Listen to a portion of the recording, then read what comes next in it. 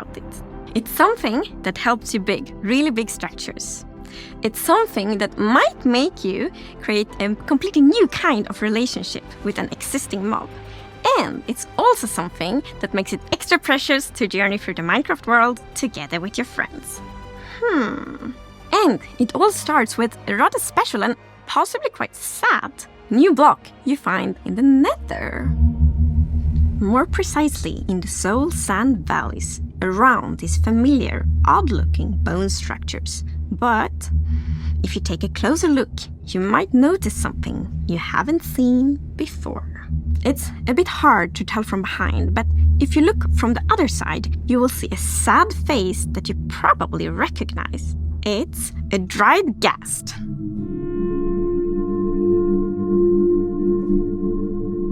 The dried ghast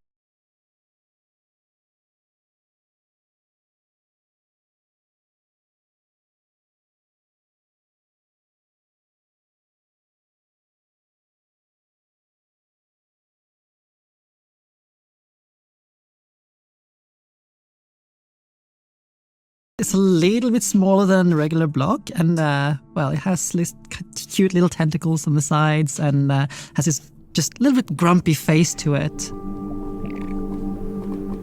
It seems very dehydrated. Then you might think that, well, let's put water on it. But there is no water in Nether. So we can bring it to somewhere where there is water.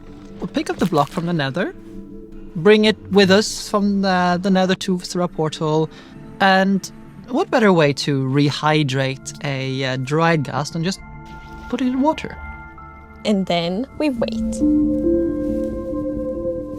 And wait.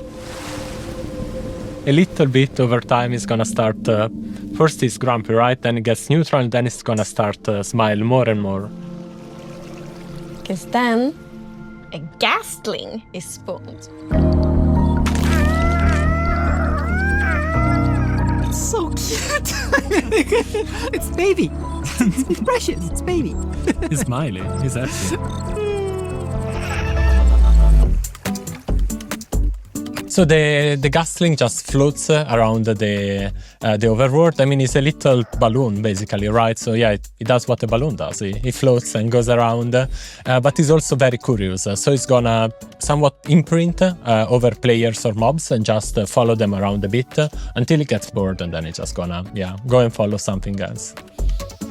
This one will not spit fireballs, but you can feed it with something, Agnes. Yes. It actually is quite fond of snowballs instead, of course. I think it's so adorable. It's both hydration and cooling down. And when it grows up, it turns into yet another new thing, which is the happy ghast. Yeah, the happy ghast is friendly towards the player. It's gonna roam around, fly around.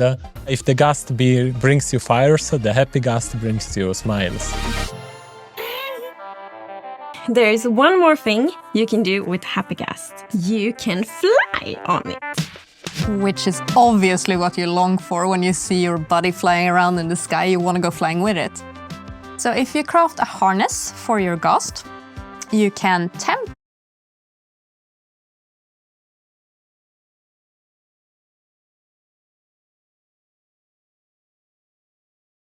the ghast to come closer with the harness, put the harness on, and jump up on it.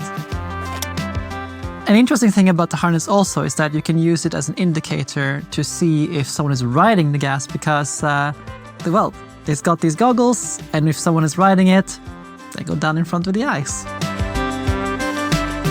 We have a new neat feature as well, Agnes, the locator bar, right? Yes, so we have a new feature, the locator bar, which you see like at the bottom of the screen, and there you can see kind of in which direction your friends are. So then like when you're out flying on the happy ghast, for example, and want to find your friend, you see, okay, I should travel here. You can actually be up to 4 players on the happy ghast, so you can fly on it together. So you can be the passenger princess on my ghast. Of course. I think the Happy Ghast is gonna be a great tool for our survival builders because it's a bit like being in creative mode, but in survival, right? You have this platform that allows you to position wherever you want in the sky, and then you can just dismount and build from the position you are at, which is super convenient when working on mega builds or sky bases or tall towers.